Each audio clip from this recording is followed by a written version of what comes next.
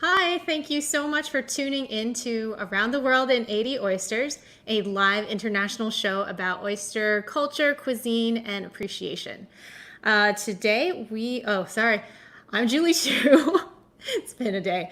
I'm Julie Chu from In a Half Shell. I'm the founder of this blog. It's a guide about oysters, and I love traveling for them. And right now, I haven't been able to go anywhere for like 4 months. So I'm calling in from Brooklyn, New York. And today we are visiting Chile, which is so exciting. I've been wanting to do this one for a while. And my special guest is Meyling Tang, who is the vice president and aquajournalist for Cocinamar Foundation and a partner of the Tres Peces restaurant in Valparaiso.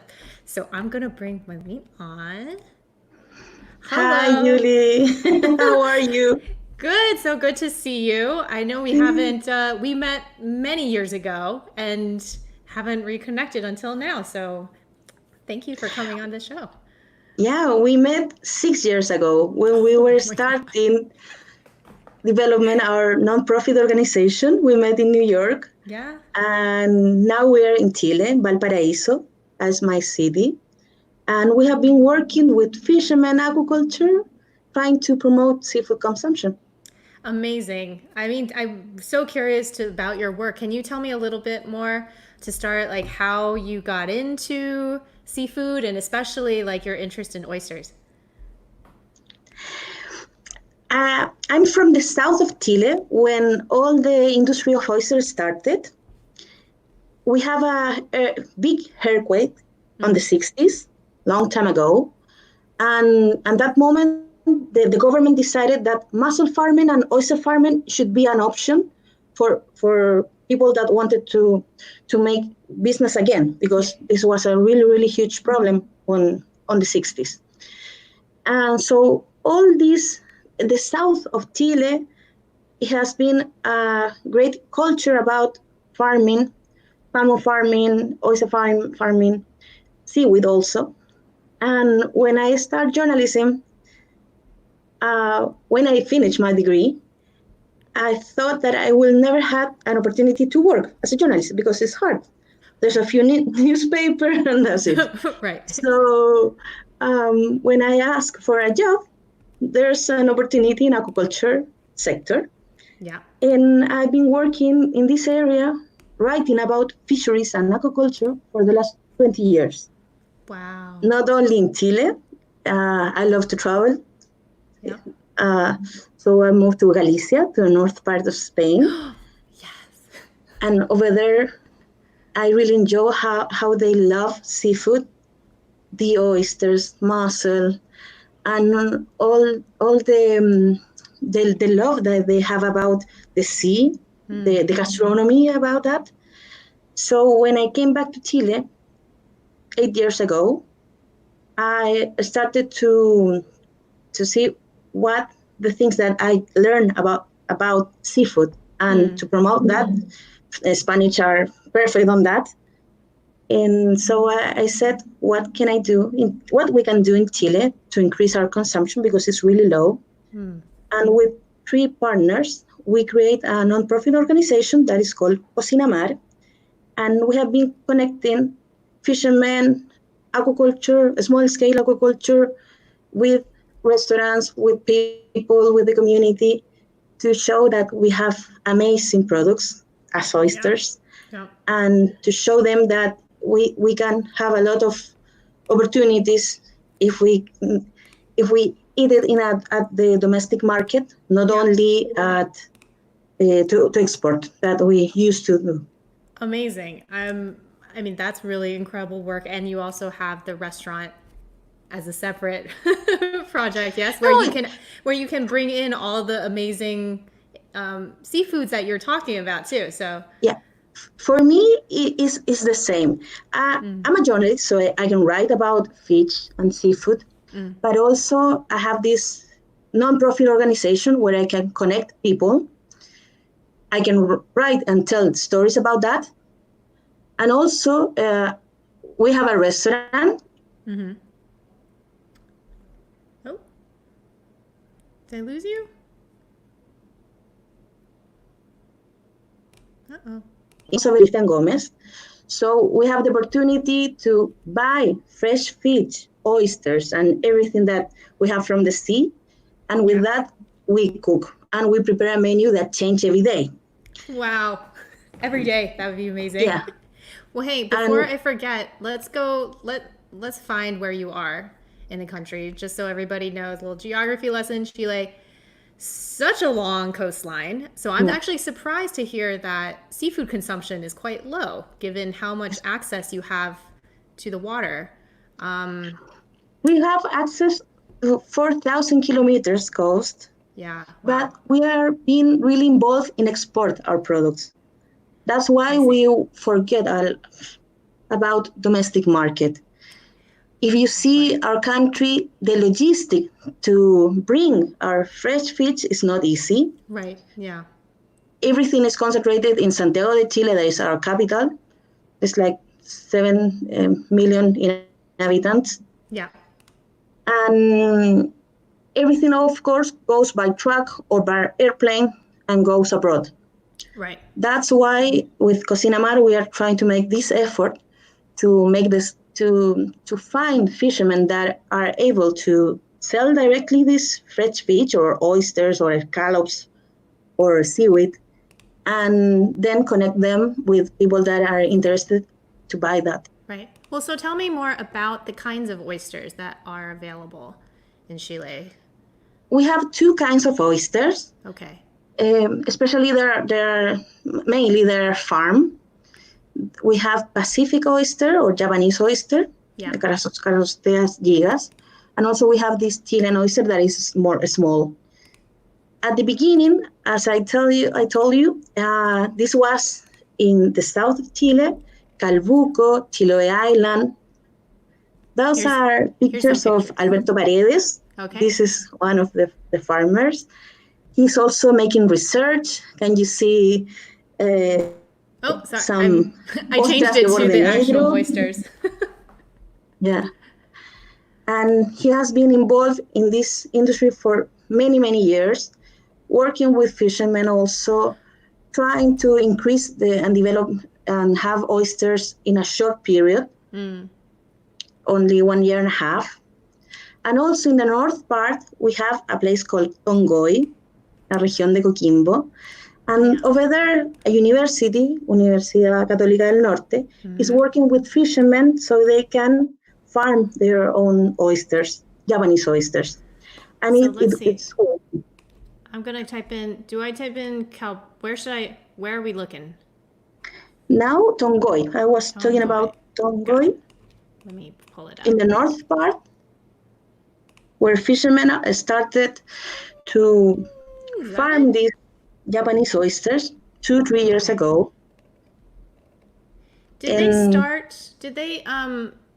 Did farmers first start with the Japanese oyster for aquaculture, or did they start with the native Chilean oyster first? In the south, they start with the native. And if you look at some books 100 years ago, Ancud, Chiloé Island, was a really, really important area for native oysters. Okay, let's go but visit. We ate everything. That was a problem. 100 years ago, my place, Valparaiso, the central part of Chile, we have a lot of oyster bars. Really? And I think, there were a lot of oyster bars 100 years ago. Yeah. And I think that was because we were an important port.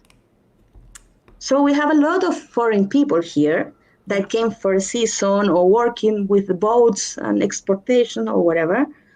So people, they bring the fresh oysters or the oysters from the south, from Chiloé Island, the place 1,000 kilometers southern, and they have a nice time here in Valparaiso, Santiago. Oh, wow. This was left behind on the 70s, 80s. We focus on exportation, Asia, United States. And I think that right now we are still falling in love again with these oysters, Japanese and native oyster. And the restaurant in Santiago, Valparaiso, other places are starting to showing again. Alberto Paredes, one of the farmers in the south, he told me that he also 5-6 years ago started to do some oyster can with some other company. There's a lot of effort to sell it not only on fresh oysters. Okay. Or like so. And So if you see this picture, yeah. then you see a picture that there are 4 of us in an event that is called Food and Service in Santiago. This was 2 years ago. And the youngest one is called Piero Carvajal.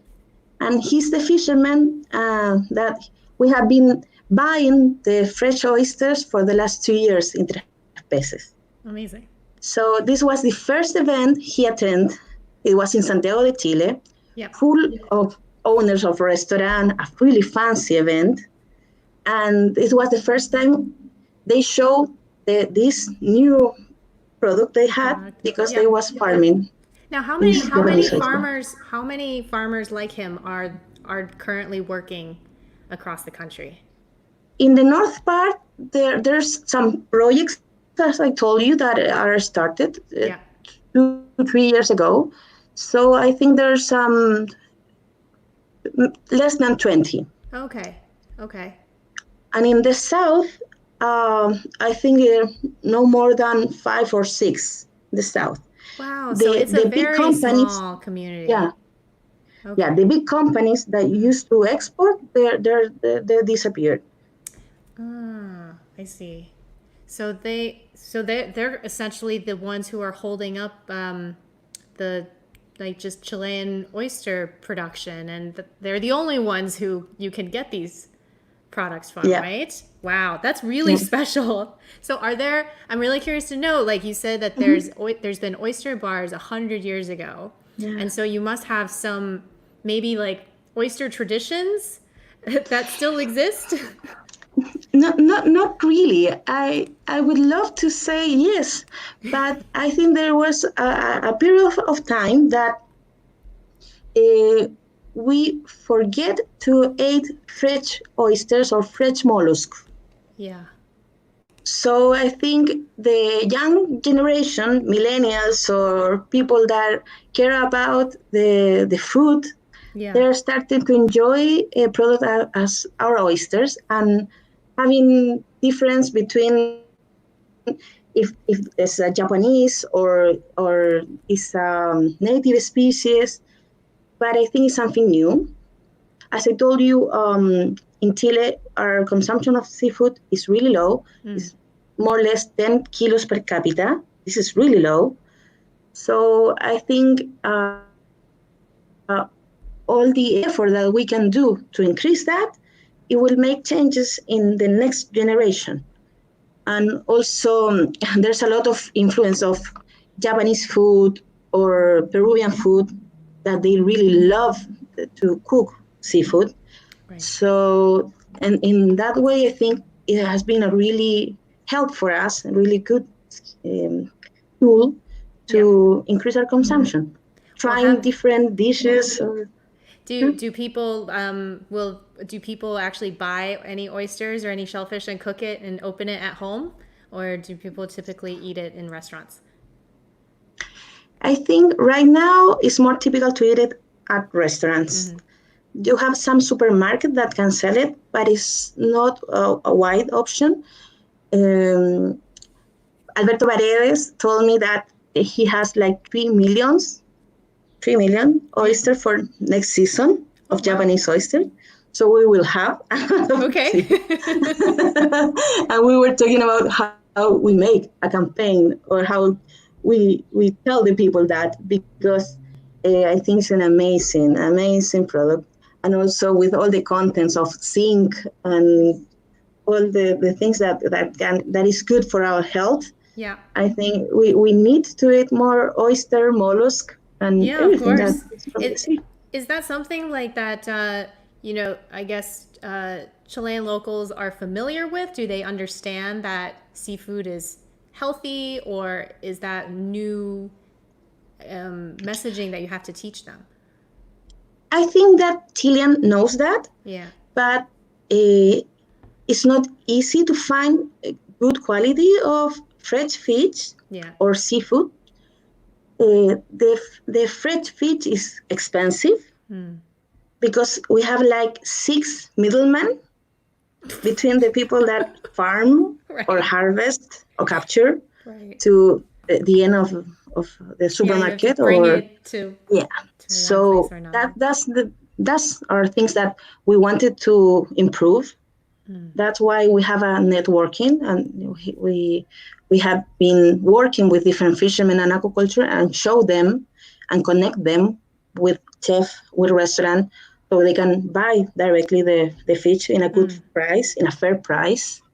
And also with Tres Peces, with the restaurant, we have made this connection real. So everything that we bought and cook is responsible or aquaculture fisheries or responsible activities, and everything has a name. So that's why I can tell you about Piero, Alberto, Juan, because it's true that we are buying directly to them. And this is new. We started 2 years ago in Valparaiso, but I think all this information, people love it. Yeah, they really want to know where their seafood is coming from. Yeah. Yeah. And the other restaurants are taking also the same effort. So I think for Chile, it will be a change of That's great. how we see seafood or fish. Well, I have I guess I have 2 questions. So one is, do you have a, like, what is the most popular thing in your restaurant that people just absolutely love, like a top seller? And then 2 is, well, first, let's answer the first one because the second one is a little complicated. We have a fish soup that is called caldillo de congrio. Okay. Congir is a fish, is a white fish, and people love it. We have some really old people, like 100 years old. Oh, wow. Yeah. Yeah, that came to a restaurant and really enjoy and cry when they ate this soup. Oh, that's so And nice. we have, yeah, amazing. And also we have some people that are vegetarian. They don't eat fish, but they try this food because they know the origin of this, that is sustainable, that the practice are responsible. And this caldillo de congrio, this fish soup, is amazing. But with the oyster, we also have people that when we have it, I can tell them by phone, okay, our oysters arrive, because I know that they will appear in 30 minutes. That's true. It's true. They have And how much are raw oysters per piece if you get at a restaurant? in Chile, it's not expensive to eat oysters. You can find it at the market or at a restaurant, no more than $1. Okay. Less 60 cents or $1. Right. Great.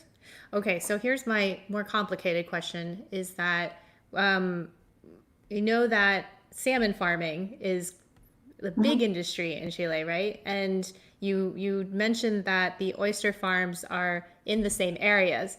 Is there any impact of having those 2 types of farms in the same location, or are people seeing like there's actually benefits to having it in the same area? I think as salmon farming industry has a bad image, so it's hard to work with that. But I will put the mollusk farming in a different package. Oyster, mussel, scallops, even seaweed. The people understand that it's a different type of aquaculture. Even though the fish that you can farm not in cages at the sea, if you can farm on a recirculation system on land, also you can see different. And in the case of oysters in Chile, I think that you don't have too much information about is it farm or it's from a native area. We still need to do a lot of work to teach the consumers more about our products. That's why we have been involved for many years. And I think the gastronomy is a really good tool to teach people, because when you try something that you enjoy, and when you try the flavors that have, like the oysters, you will remember the things that we are telling about. Yeah. Yeah. Do you have any chef friends or fans of chefs who are doing a particularly good job at telling this story? Yeah, of course, of course. During all this work, we have been linked with a lot of chefs, and they have been really open to learn more and to show the products, because here in Chile we have like 210, more than 200 different species of seafood. Wow. But Sounds so good. yeah, you need to come. Like, oh, no, You need to come. But the sad thing is, when you go to a restaurant, you can only find 5 or 10 different species, because we have a problem with the logistic.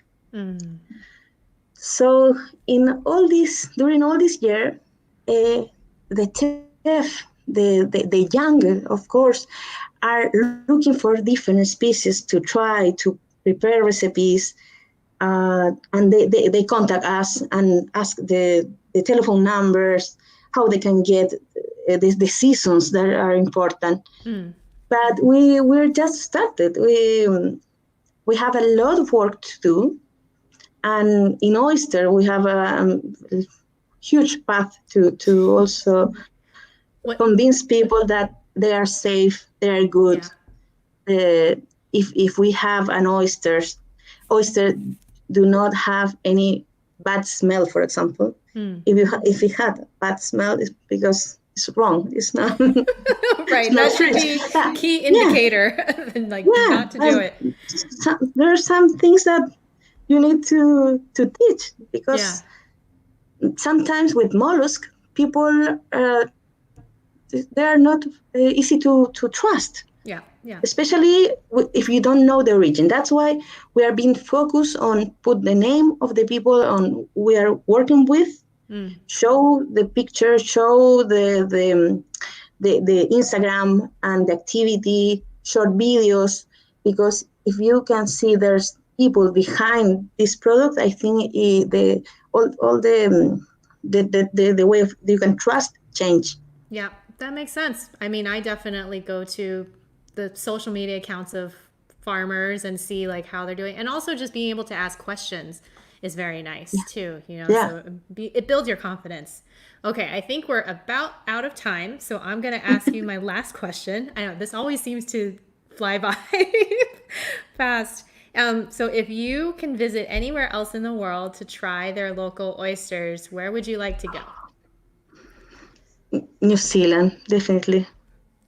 To try the same species of oysters. But I would love to learn how they can promote their seafood. Oh, I see. They're so good on that. Yeah, that's true. I envy them, absolutely. Awesome. Well, that sounds like a great trip. Well, thank you so much, Meyling. Like, this was amazing.